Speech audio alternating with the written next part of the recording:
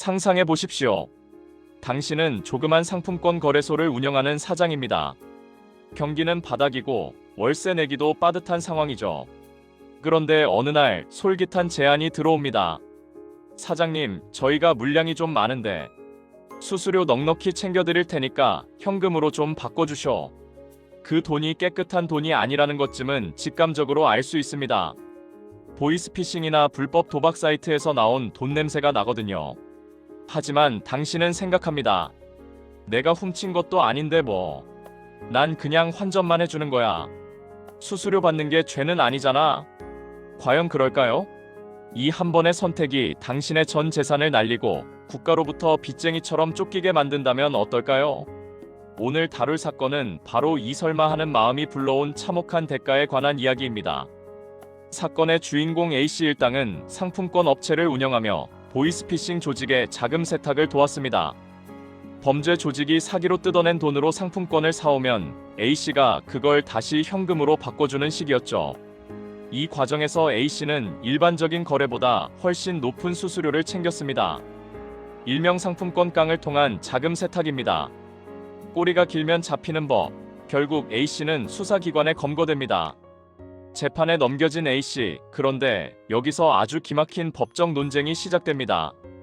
검찰은 A씨가 받은 수수료까지 모두 범죄 수익이라며 추징을 구형했습니다. 자, 여기서 잠깐 여러분께 퀴즈 하나 드리겠습니다.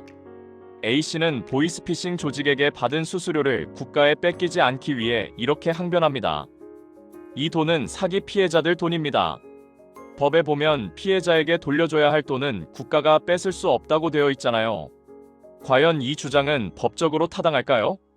첫 번째 의견은 맞다고 합니다. 피해자 돈이니 국가가 추징할 수 없다. 두 번째 의견은 틀리다라고 합니다. 범죄 조직을 도운 대가니 싹 다 뺏어야 한다. 정답은 무엇일까요? 잠시 생각해 보시죠. 이 사건이 흥미로운 건 A씨의 항변이 아주 근거 없는 소리는 아니라는 점입니다. 실제로 우리 법, 범죄수익은닉규제법 제8조 제3항에는 범죄 피해 재산은 몰수하거나 추징할 수 없다는 조항이 있습니다. 왜냐고요? 국가가 범죄 수익이라고 다 가져가 버리면 정작 사기를 당한 피해자들은 범인에게 돈을 돌려받을 길이 막막해지기 때문입니다. 피해자 보호를 위한 아주 합리적인 조항이죠. A씨 측은 이 점을 파고들었습니다. 판사님, 저희가 받은 수수료, 그거 다 보이스피싱 피해자들 주머니에서 나온 돈 아닙니까? 그러니 국가가 가져가면 안 되죠. 피해자들에게 돌려줘야죠. 그러니 추징하지 마세요. 어떻습니까? 논리적이지 않나요?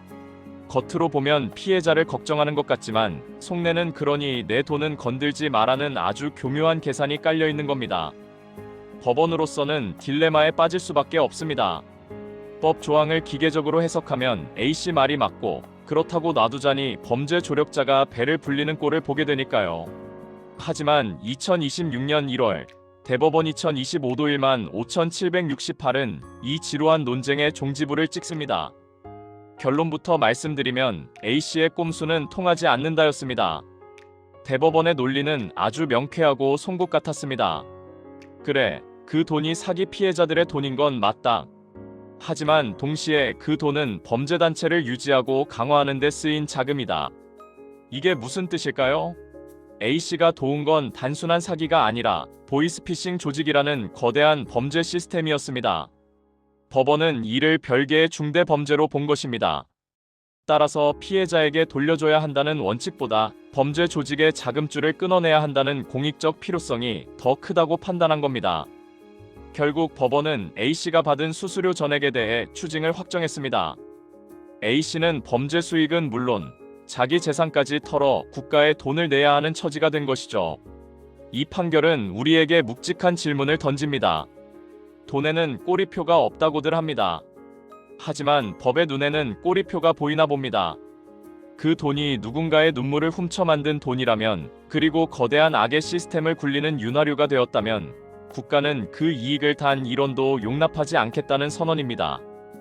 혹시 남들도 다 하는데 수수료 좀 받는 건데라며 유혹에 흔들리고 계신가요? 기억하십시오.